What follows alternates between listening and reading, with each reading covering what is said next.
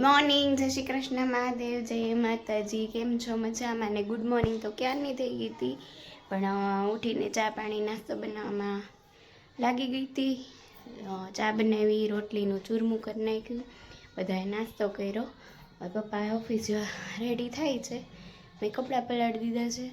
હવે કપડાંને બધું કામ કરીને રેગ્યુલરના કામે પાછા ચડી જઈએ. રોજ સોમવાર થઈ ગયો છે.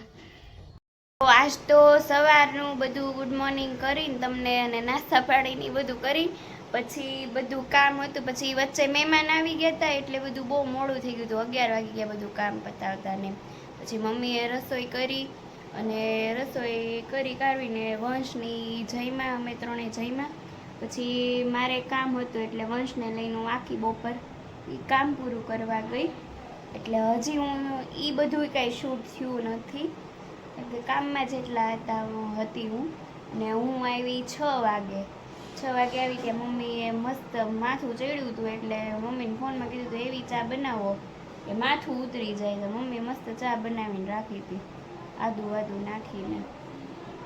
અને મમ્મીને આજે તે ડૉક્ટર ઘરે મમ્મીને હજી પોઈન્ટ દેવાનું શરૂ છે. હજી થોડું ઘણું દુખે છે એટલે પગમાં ને એમાં. ડૉક્ટર હજી કાલે પણ આવશે ઘરે. થોડા ઊભા થઈને થોડું આવું કરે છે, બાકી વધારે કંઈ કરી નથી શકતા મમ્મી. એટલે હવે બસ જો આવી ગયા છીએ.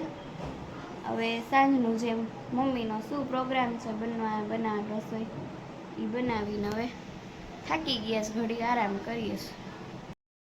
જો સાંજે પછી મમ્મી પપ્પાનો ફોન આવ્યો કે ચણા મઠ કરો, તો પછી ચણા મઠની રસોઈ કરી, ચણા મઠની રોટલી નહીં. પછી જમી કાઢીને પછી હું ફોનમાં મારી મિટિંગમાં હતી. પછી પપ્પાને આજે નાઇટ છે એટલે પપ્પા નાઇટમાં વહી ગયા. વંશભાઈને ગમે નહીં નાનો વગર.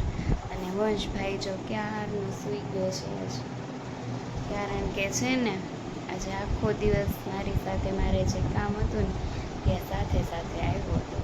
ઘરે ન રહ્યો મમ્મી પાસે, મારે થોડીક વાર જવું પડે. મેં તો બપોર આખી મારે કામ હતું ત્યાં સાથે જ થાકી ગયો છું એટલે સૂઈ ગયો છે આજે વહેલો.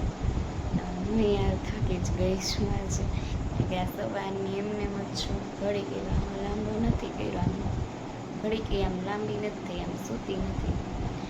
હવે સૂઈ જાઉં જ, થાકી ગઈ છું એટલે.